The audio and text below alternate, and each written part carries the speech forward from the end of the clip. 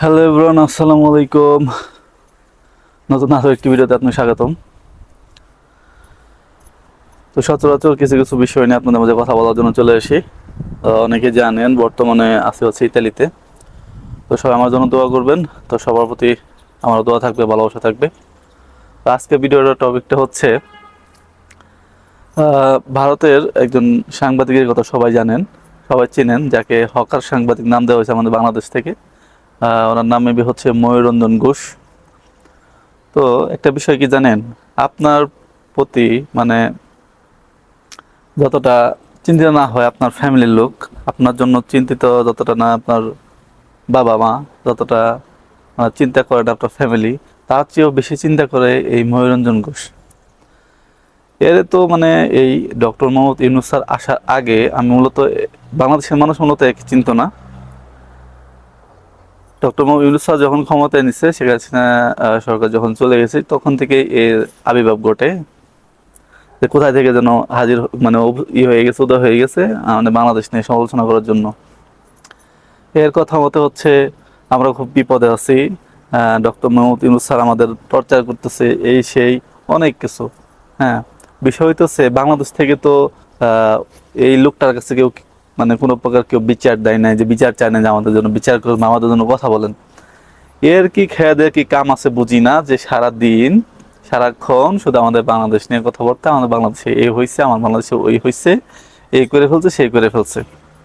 ঠিক আছে, তো বিষয়টা আপনারা দেখবেন যে যখন উনি সংবাদ সংবাদ উপস্থাপন করে, দেখবেন কোনো জায়গায় যে চুপ একদম স্থিরভাবে দাঁড়িয়ে দাঁড়িয়ে কিছু বলবে।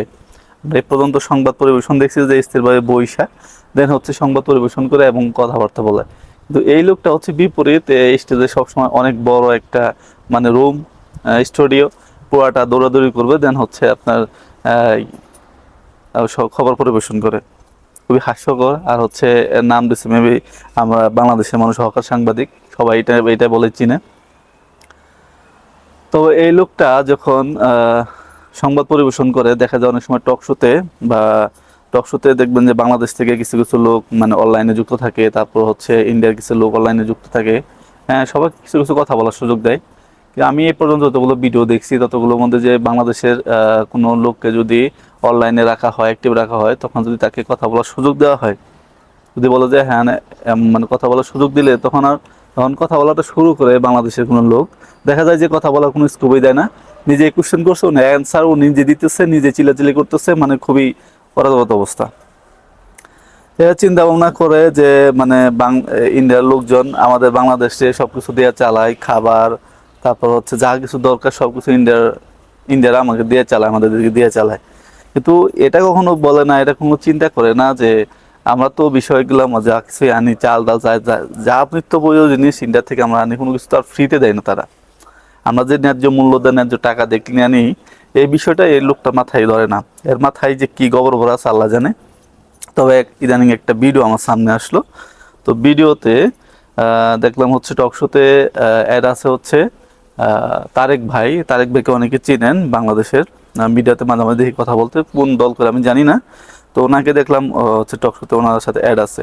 তো এই প্রথম আমি এই হকার সাংবাদিকটাকে মানে একদম মুখটা চুপ অবস্থায়, একদম স্টপ, কোনো কথা নাই মুখে। যখন তারেক ভাই একটা কথা বললো, তখন এর মুখে কোনো কথা নাই, সে একদম স্তব্ধ হয়ে গেছে, তার মুখে কোনো ভাষা নাই। ওই ভিডিওটা আপনাদের মাঝে একটু তুলে ধরি, সেটা সাইডে দিয়ে দিতেছে, আপনি একটু দেখেন। আমি একটু চুপ থাকি, আপনারা একটু দেখেন, দেখলে বুঝতে পারবেন। ভাই দেখছেন তো পাকিস্তানের কি অবস্থা। আবারও বলছি, ভারতের সাথে বন্ধুত্ব করুন। দুধ চাইলে ক্ষীর কেন, ক্ষীর, পনির, ডাল, ভাত, ডিম, রুটি, ওষুধ, হেডফোন সব দেবো। কিন্তু পাকিস্তানের সাথে বন্ধুত্ব করলে কি হতে পারে ভারত বোধহয় বুঝিয়ে দেবে। তারেক ভাই অনেকদিন পরে এলেন।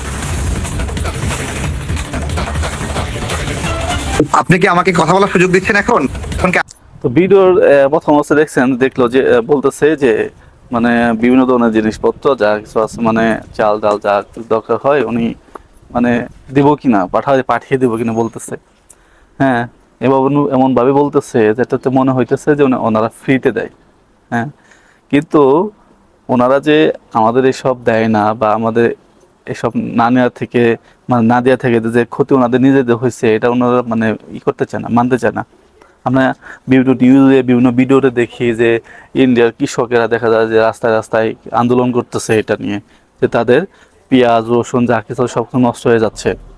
হ্যাঁ, আর এই হকার সাংবাদিক যেটা মূলত হচ্ছে এই সব বাঙালিদের, বিশেষ করে কলকাতার লোকজনদের এবং ইন্ডিয়ার সাথে বাংলাদেশের যে সম্পর্কটা এটা নষ্ট হওয়ার পিছনে আমি মনে করি যে এই হকার সাংবাদিক যে আছে, এই রিপাবলিক বাংলা যে এইটা আছে, এই চ্যানেলটা আছে, এটাই মূলত সবচেয়ে বেশি বড়, সবচেয়ে বড় দায়ী। ঠিক আছে, তারপরেরটুকু আমরা দেখি, পরেরটুকু শুনি। একটা মজার ঘটনা ঘটে। কি করছেন? এই যে জল বা মাল যাই পাঠান, এই যে দেখেন এটা কি দেখেছেন, এটা হলো আজকে আপনাদের বিএসএফ আমাদের বিজিবির পা ধরে মাপ চেয়েছে, বুঝছেন? আপনি জল পাঠান যাই পাঠান, এটা একটা ঘটে গেছে ঘটনা, মাপ চেয়েছে। এই আনন্দগুলো আমাদের নিয়েই থাকুন কৃষককে তারেক ভাই, অপহরণ প্রবলেমটা হচ্ছে এই আনন্দগুলো নিয়ে, কৃষককে আপনাদের ছোট ছোট অপহরণ আনন্দ। করতে চেয়েছিল। আমাদের মতন বড় বড় ঠিক আছে। দেশ বড় বড় স্বপ্ন দেখে। জানেন ভিডিও কোনো পর্যায়ে আমরা কিছুদিন আগে অনেকে জানেন একটা ঘটনা ঘটে গেছে বাংলাদেশের সীমান্তে, ভারত বাংলাদেশের সীমান্তে। ভারতের যে সীমান্ত প্রহরীরা আছে ওনারা মূলত বেআইনিভাবে বাংলাদেশের সীমান্তে ঢুকে পড়ে এবং বাংলাদেশের সেনাবাহিনী যারা মানে বর্ডার গার্ড যারা আছে তারা তাদেরকে ধরে ফেলে এবং এক পর্যায়ে ইন্ডিয়ার ওই প্রহরীরা বাংলাদেশের পা ধরে মাপ চায়।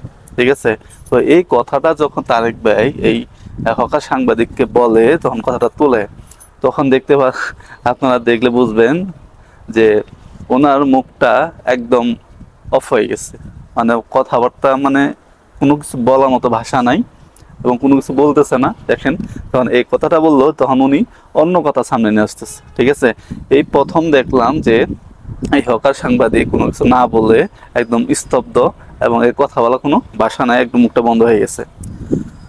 তো এই হচ্ছে বিষয়, এটা দেখানোর জন্য মূলত আপনাদের এই হকার সাংবাদিক, আমার মূলত কি ধারণা, অনেকে এটা চিন্তা করে যে মূলত এই হকার সাংবাদিক যিনি আছেন এর জন্যই, এর কারণে মূলত হচ্ছে এই বর্তমানে যে প্রপাগান্ডা বা মিথ্যাচারটা ছড়াইতেছে মূলত